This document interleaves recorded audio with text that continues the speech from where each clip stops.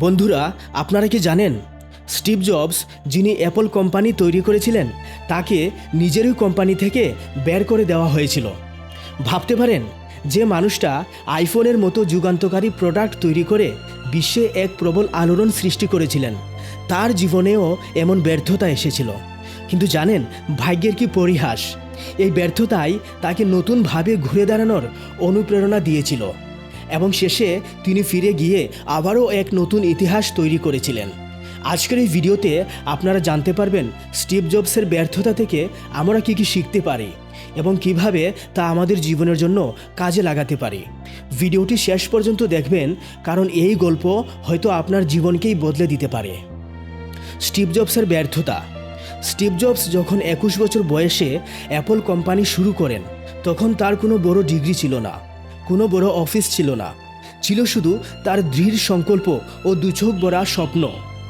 Apple প্রথমে খুব ভালো চলতে থাকে, ম্যাকিন্টশ কম্পিউটার দুনিয়ায় নতুন বিপ্লব আনে। কিন্তু তারপর সমস্যা শুরু হয় তখনই, যখন তার সহকর্মীরা এবং বোর্ড মেম্বাররা মনে করতে শুরু করে যে স্টিভের সিদ্ধান্তগুলো কোম্পানির ক্ষতি করছে। শেষ পর্যন্ত 1985 সালে নিজের তৈরি কোম্পানি থেকেই তাকে বের করে দেওয়া হয়। ভাবতে পারেন, আপনার নিজের তৈরি স্বপ্নের কোম্পানি থেকে আপনাকেই বেরিয়ে যেতে হলো, কেমন লাগবে? স্টিভ নিজেই বলেছিলেন, ইট ওয়াজ ডিভাস্টেটিং। ব্যর্থতার সময় স্টিভ জবস কী করলেন? অনেকেই এমন হলে হতাশ হয়ে যেতেন, জীবনে হার স্বীকার করে নিতেন, কিন্তু স্টিভ হাল ছেড়ে দেননি। এই ব্যর্থতার মধ্যেই তিনি নতুনভাবে নতুন কিছু করার সিদ্ধান্ত নেন। তিনি নেক্সট নামে এক নতুন কোম্পানি তৈরি করেন এবং পিক্সার নামে একটি ছোট অ্যানিমেটেড স্টুডিও কিনে নেন। আর সেই পিক্সার থেকেই তৈরি হয় দুনিয়ার প্রথম feature length computer animated film toy story, যা বক্স অফিসে ঝড় তোলে আর সমালোচকদের ভূয়সী প্রশংসা কুড়ায়। পিক্সারের এই অবিশ্বাস্য সাফল্যের পথ ধরেই এলো এক ঐতিহাসিক মুহূর্ত। সালটা 1997। অ্যাপল তখন এক কঠিন সমস্যার মধ্যে দিয়ে যাচ্ছিল। তাদের দরকার ছিল এক নতুন আধুনিক অপারেটিং সিস্টেমের। আর ঠিক তখনই সবার নজর কাড়ল নেক্সটের দুর্দান্ত অপারেটিং সিস্টেমের প্রযুক্তির উপর। অ্যাপল আর দেরি করেনি, প্রায় $427 মিলিয়ন বিনিময়ে কিনে নেয় নেক্সট কোম্পানিকে। আর এই চুক্তির অংশ হিসাবে স্টিভ জবস আবারও ফিরে এলেন অ্যাপল কোম্পানিতে, প্রথমে অন্তর্বর্তীকালীন সিইও হিসাবে আর তারপর স্থায়ীভাবে। যদি স্টিভ জবস সেই চরম ব্যর্থতার সময়ে হতাশ হয়ে হাল ছেড়ে দিতেন, তাহলে কি আমরা আইফোন, আইপ্যাড, আইপড এর মতো যুগান্তকারী প্রোডাক্টগুলি পেতাম? হয়তো পেতাম না।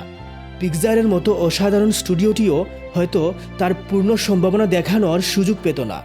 স্টিভ জবসের ব্যর্থতা থেকে আমরা কি শিখব? ব্যর্থতা মানে শেষ নয়, এটি নতুন শুরুর সুযোগ। স্টিভ জবসের ব্যর্থতা তাকে আরও নতুন করে ভাবতে শিখিয়েছিল। আমরাও যখন ব্যর্থ হই, সেটা আমাদের শেষ নয়, বরং আমাদের অন্যভাবে চেষ্টা করার সুযোগ। নিজের উপর বিশ্বাস রাখা খুব গুরুত্বপূর্ণ। যদি স্টিভ জবস নিজের উপর বিশ্বাস হারিয়ে ফেলতেন, তাহলে তিনি আর নতুন কিছু তৈরি করতে পারতেন না। তাই আপনি যদি ব্যর্থ হয়ে যান, তবুও নিজের উপর বিশ্বাসটা হারাবেন না। মনে রাখবেন, আপনি এখনও নতুন কিছু করার ক্ষমতা রাখেন। কখনো শেখা বন্ধ করবেন না। ব্যর্থতার পর স্টিভ নতুন টেকনোলজি শিখেছিলেন, নতুন কোম্পানি তৈরি করেছিলেন। আপনি যখন হেরে যাচ্ছেন বলে মনে হচ্ছে, তখন নতুন কিছু শিখে নিন। নতুন স্কিল, নতুন অভ্যাস, নতুন আইডিয়া, এগুলো আপনাকে নতুন করে গড়তে সাহায্য করবে। সঠিক সময় আসা পর্যন্ত ধৈর্য ধরুন। আপনি যদি অধ্যবসায়ের সাথে একটা কাজ করে যান, তাহলে সঠিক সময় এলে তার সঠিক মূল্য পাবেনই। স্টিভ জবস বলেছিলেন, কানেক্টিং দ্য ডটস ব্যাকওয়ার্ডস। অর্থাৎ এখন আপনি একটা কাজ করে যাচ্ছেন, অথচ তার মূল্য পাচ্ছেন না, কিন্তু পরে সেটাই হয়তো আপনার ভবিষ্যতের বড় সাফল্যের কারণ হয়ে উঠতে পারে। কিভাবে এগুলো নিজের জীবনে প্রয়োগ করবেন? যদি পরীক্ষায় ভালো রেজাল্ট না হয়, হাল ছেড়ে দেবেন না। নতুনভাবে রুটিন তৈরি করুন। কোথায় ভুল হচ্ছে তা খুঁজে বের করুন। যদি আপনার কোনো কাজ ব্যর্থ হয়, তাহলে দেখুন কোন জায়গায় ভুল হয়েছে এবং সেই ভুলটা সংশোধন করে নতুনভাবে চেষ্টা করুন। প্রতিদিন নতুন কিছু শেখার অভ্যাস তৈরি করুন। নতুন স্কিল, নতুন আইডিয়া শিখে নিজেকে সবসময় আপডেট করে রাখুন। কারণ টাকা পয়সা, ধন সম্পত্তি সব কিছু শেষ হয়ে গেলেও নিজের অর্জন করা স্কিল আর আইডিয়া কখনো শেষ হয়ে যাবে না। জীবনের খারাপ সময়ে এইগুলি সবথেকে বেশি কাজে আসবে। তাই দিনে 30 মিনিট হলেও নতুন কিছু শেখার অভ্যাস করুন। বন্ধুরা, স্টিভ জবস আমাদের দেখিয়েছেন ব্যর্থতা মানে হেরে যাওয়া নয়, ব্যর্থতা আমাদের শেখায় কিভাবে নতুন করে শুরু করতে হয়। আপনি যদি সত্যি সত্যি নিজের জীবনকে বদলাতে চান, তাহলে এই ভিডিওটি থেকে যে শিক্ষা পেলেন তা আজকে থেকেই প্রয়োগ করুন। নিজের জীবনের দায়িত্ব নিজের হাতে নিন। কমেন্ট করে জানান কোন ব্যর্থতা থেকে কি শিখেছেন এবং কিভাবে নতুন করে শুরু করতে যাচ্ছেন। ভিডিওটি ভালো লাগলে অবশ্যই লাইক করবেন এবং আপনার বন্ধুদের সাথে শেয়ার করবেন। আর যদি এমনই বাস্তব ও প্র্যাকটিক্যাল মোটিভেশন ভিডিও পেতে চান, তাহলে আমাদের এই চ্যানেলটি অবশ্যই সাবস্ক্রাইব করে রাখবেন। আবারও দেখা হবে পরের ভিডিওতে, যেখানে আপনাদের জন্য নিয়ে আসব নতুন উৎসাহ, নতুন মোটিভেশন এবং নতুনভাবে এগিয়ে যাওয়ার উপায়। আনটিল দেন, এই মুহূর্ত থেকে কাজ শুরু করুন।